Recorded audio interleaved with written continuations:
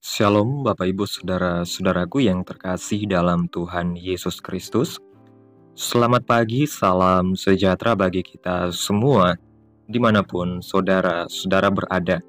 Selamat berjumpa kembali di Renungan Kristen pada pagi hari ini. Kiranya saudara semua dalam keadaan sehat selalu dan semoga damai dan sukacita oleh Roh Kudus melimpah dalam hati dan kehidupan saudara semua.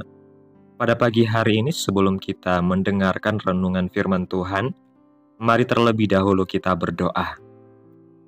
Segala pujian, hormat, dan kemuliaan bagi Allah kami yang kekal, Allah yang kudus, Bapa yang mulia, di dalam nama Tuhan Yesus Kristus. Kami mengucap syukur Tuhan, oleh karena anugerah-Mu di sepanjang kehidupan kami hingga pada hari ini. Kami boleh ada lagi sebagaimana kami ada, semua karena berkat dan anugerah Tuhan dalam kehidupan kami. Pada pagi hari ini ya Tuhan, kami akan mendengarkan firman-Mu.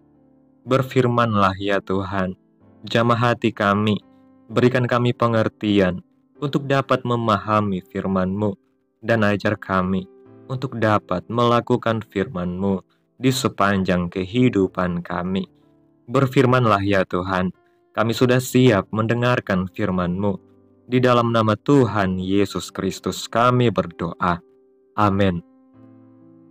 Bapak Ibu Saudaraku yang terkasih, ayat renungan kita pada pagi hari ini terdapat dalam kitab 2 Tawarik pasal 20 ayat 1-12 yang berkata demikian.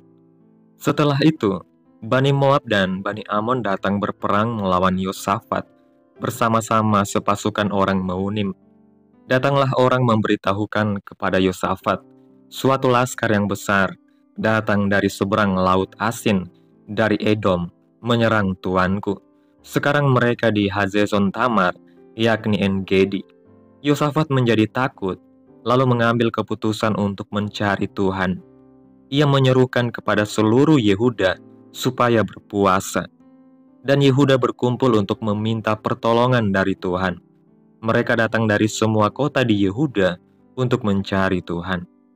Lalu Yosafat berdiri di tengah-tengah jemaah Yehuda dan Yerusalem di rumah Tuhan, di muka pelataran yang baru, dan berkata, "Ya Tuhan, Allah nenek moyang kami, bukankah Engkau Allah di dalam sorga? Bukankah Engkau memerintah atas segenap kerajaan bangsa? Kuasa dan keperkasaan ada di dalam tangan-Mu, sehingga tidak ada orang yang dapat bertahan melawan Engkau. Bukankah Engkau Allah kami, yang menghalau penduduk tanah ini dari depan umat-Mu Israel, dan memberikannya kepada keturunan Abraham, sahabat-Mu itu untuk selama-lamanya? Lalu mereka mendiami tanah itu, dan mendirikan bagi-Mu tempat kudus untuk nama-Mu. Kata mereka, bila sesuatu malapetaka menimpa kami, yakni pedang, penghukuman, penyakit sampar atau kelaparan, kami akan berdiri di muka rumah ini di hadapan-Mu, karena nama-Mu tinggal di dalam rumah ini. Dan kami akan berseru kepadamu di dalam kesesakan kami, sampai Engkau mendengar dan menyelamatkan kami. Sekarang lihatlah, Bani Amon dan Moab, dan orang-orang dari pegunungan Seir ini. Ketika orang Israel datang dari tanah Mesir, Engkau melarang mereka memasuki negerinya. Oleh sebab itu, mereka menjauhinya dan tidak memusnahkannya. Lihatlah, sebagai pembalasan, mereka datang mengusir kami dari tanah milik yang Engkau telah wariskan kepada kami. Ya Allah kami, tidakkah Engkau menghukum mereka? Karena kami tidak mempunyai kekuatan untuk menghadapi laskar yang besar ini yang datang menyerang kami. Kami tidak tahu apa yang harus kami lakukan, tetapi mata kami tertuju kepadamu." Bapak Ibu Saudaraku yang terkasih, ketika banyak menghadapi masalah dan tantangan di dalam hidup ini, harus kita sadari, semua ada gunanya, yaitu untuk membuat kita lebih mengerti arti hidup ini, dan lebih kuat dalam menjalani hidup dan tidak mudah menyerah. Allah tidak pernah mengajarkan kita untuk lelah. Di dalam Alkitab Tuhan mengajarkan dua hal, yaitu tidak ada yang mustahil bagi Tuhan dan jangan menyerah. Menyerah dengan berserah adalah dua hal yang berbeda. Menyerah artinya kita tidak memiliki daya juang, tidak melakukan apa-apa, dan menerima sebagai suatu nasib. Sementara berserah adalah kita mempercayakan hidup kita di dalam Tuhan, dan kita masih akan melakukan hal-hal yang baik bagi Tuhan. Berikut ini beberapa hal yang bisa saya bagikan, bagaimana agar kita tidak mudah menyerah. Yang pertama, apa yang saudara dengar, itu yang akan menentukan.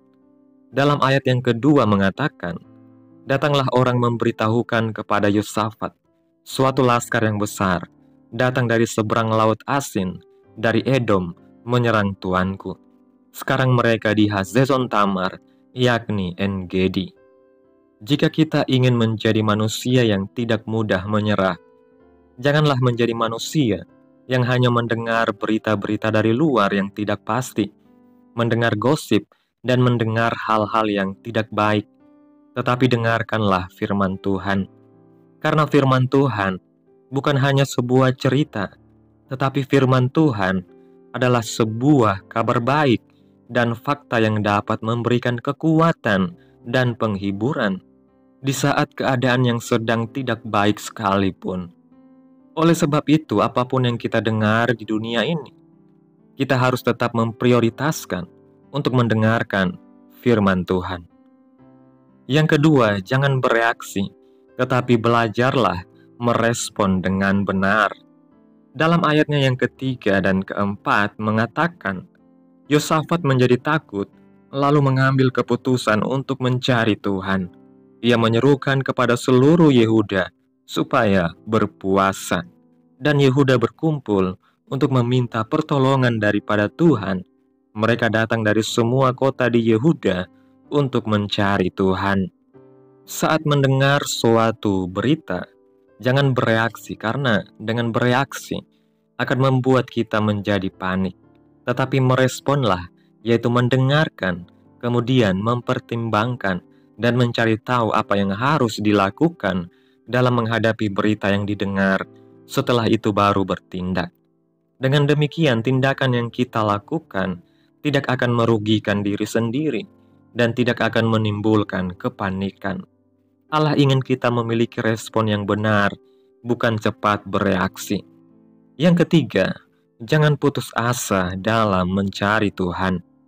Dalam ayat yang ke-9 mengatakan, bila sesuatu malapetaka menimpa kami, yakni pedang, penghukuman, penyakit sampar atau kelaparan, kami akan berdiri di muka rumah ini, di hadapan-Mu, karena nama-Mu tinggal di dalam rumah ini. Dan kami akan berseru kepada-Mu di dalam kesesakan kami, sampai Engkau mendengar dan menyelamatkan kami. Tuhan lebih tertarik kepada manusia daripada menyelesaikan masalah manusia, karena di mata Tuhan, persoalan itu baik bagi manusia. Oleh sebab itu, jangan pernah berhenti dan putus asa ketika Tuhan belum menjawab doa-doa kita.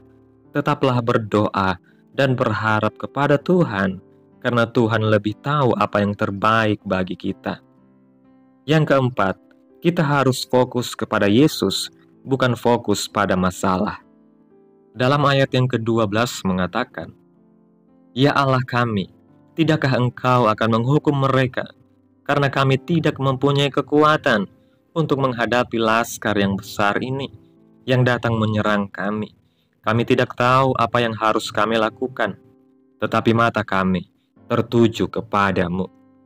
Di saat kita hanya fokus kepada masalah, tanpa kita sadari, masalah tersebut akan mengembang dan akan mempersulit keadaan. Tetapi di saat kita berfokus kepada Yesus, yang akan kita dapatkan adalah pengharapan, penghiburan, dan jalan keluar. Oleh sebab itu, jalani hidup kita dengan berfokus dan mata hati kita tertuju kepada Tuhan.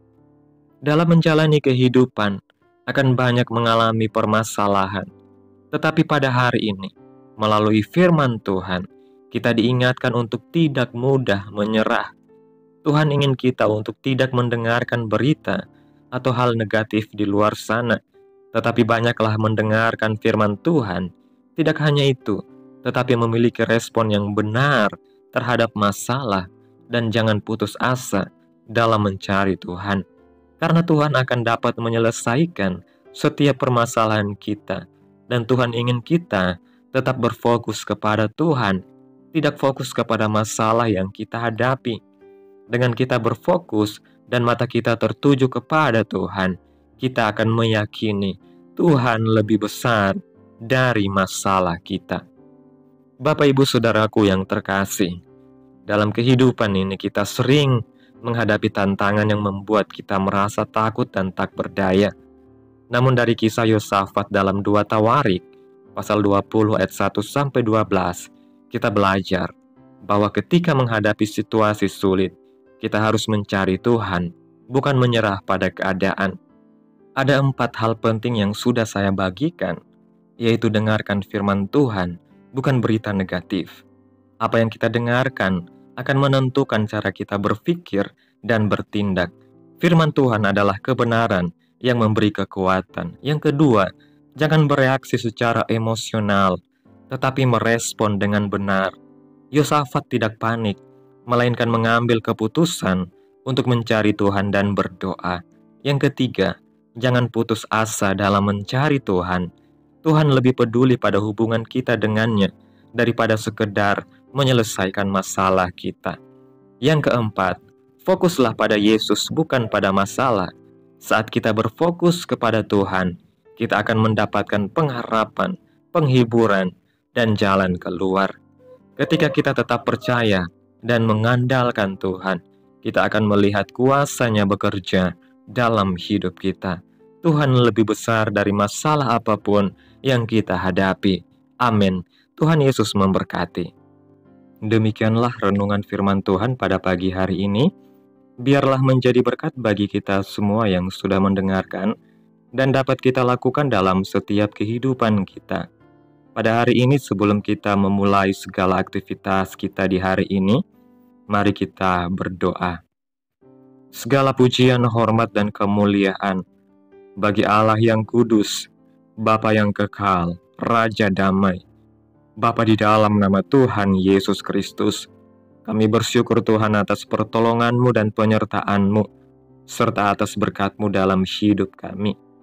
Kami berbahagia dan bersyukur atas kebaikan Tuhan pada hari ini. Tak berkesudahan kasih setia Tuhan, tak habis-habisnya rahmat-Mu, selalu baru tiap pagi. Besar kesetiaan-Mu Tuhan dalam hidup kami. Terima kasih buat firman-Mu pada hari ini Tuhan. Kami mengucap syukur untuk firman-Mu yang mengajarkan kami untuk tidak mudah menyerah. Kami sadar bahwa dalam kehidupan ini kami akan menghadapi tantangan, tetapi kami percaya bahwa Engkau selalu beserta kami. Tanamkan firman-Mu dalam hati kami masing-masing, dan mampukan kami Tuhan untuk dapat melakukan kebenaran firman-Mu di dalam seluruh kehidupan kami. Biarlah perkataan-Mu menyegarkan jiwa kami, menghidupkan hati yang lemah dan lesu, dan membangkitkan harapan dan kasih. Berkati umat-Mu yang sudah mendengarkan firman Tuhan hari ini. Berkati di setiap saat, tempat, dan kondisi hidup mereka, agar senantiasa selalu merindukan dan membutuhkan firman Tuhan sebagai pelita kebenaran yang memerdekakan dan penghiburan yang menguatkan. Ajarilah kami bahasa firman-Mu, dan bimbinglah kami untuk selalu hidup sesuai kehendak-Mu, agar kami selalu dekat kepada-Mu. Terima kasih Tuhan Yesus buat kesempatan hidup yang masih Engkau berikan. Kami mau pakai untuk hormat dan kemuliaan bagi nama-Mu. Segala pergumulan dan persoalan hidup kami serahkan di dalam tangan-Mu. Engkau yang akan menyelesaikannya bagi kami. Kami hanya berharap kepada-Mu. Hamba berdoa ya Tuhan, buat umat-umat Tuhan yang sudah mendengarkan renungan hari ini, yang saat ini sedang mengalami sakit penyakit, pergumulan masalah, kebutuhan ekonomi. Kiranya Engkau menjamah kehidupan umat-umat-Mu Sembuhkan sakit penyakit mereka, pulihkan keadaan umat-Mu, berkati perekonomian mereka, serta berikan jalan keluar dalam setiap pergumulan masalah yang umat-umat-Mu sedang hadapi. Dan ajarlah kami ya Tuhan, untuk selalu berharap dan percaya sepenuhnya kepada Tuhan Yesus. Kiranya Tuhan Yesus terus memberkati kehidupan kami, keluarga kami, sanak saudara kami, daerah tempat tinggal kami, memberkati bangsa dan negara kami, pemerintah-pemerintah kami. Biarlah semuanya dalam perlindungan-Mu ya Tuhan, dan kiranya damai dan sejahtera-Mu turun menaungi atas kehidupan kami, dan biarlah kehendak-Mu yang jadi dalam setiap kehidupan kami. Pada hari ini ya Tuhan, kami anak-anak-Mu akan melakukan berbagai aktivitas. Kami akan bekerja dan menjalankan tanggung jawab kami. Tuhan kiranya yang mampukan. Kami serahkan seluruh rencana dan agenda hari ini ke dalam tangan Tuhan. Biar Tuhan yang berkarya, dan biarkan semua rencana sesuai dengan kehendak-Mu. Tutup bungkus kami oleh kuasa-Mu. Hindarkan kami dari segala kecelakaan, mara bahaya, sakit penyakit, orang-orang jahat, kuasa-kuasa kegelapan, iblis, bencana-bencana alam, hal-hal yang tidak kami inginkan. Tuhan singkirkan, Tuhan jauhkan, Tuhan hancurkan, hanya di dalam nama Yesus. Ampuni dosa dan kesalahan kami Tuhan. Jadikan kami pribadi yang lebih baik setiap harinya. Jagai kehidupan keluarga kami, berikan kami kesehatan, dan terus tuntun kami di jalan-Mu yang benar. Terima kasih Tuhan Yesus. Inilah yang menjadi doa kami. Mari sama-sama kita berdoa Bapa kami. Bapa kami yang di sorga, dikuduskanlah nama-Mu, datanglah kerajaan-Mu, jadilah kehendak-Mu di bumi seperti di sorga. Berikanlah kami pada hari ini makanan kami yang secukupnya, dan ampunilah kami akan kesalahan kami, seperti kami juga mengampuni orang yang bersalah kepada kami. Dan janganlah membawa kami ke dalam pencobaan, tetapi lepaskanlah kami daripada yang jahat. Karena Engkaulah yang mempunyai kerajaan, dan kuasa, dan kemuliaan, sampai selama-lamanya. Amin. Selamat pagi, selamat beraktivitas. Tuhan Yesus menyertai kita semua.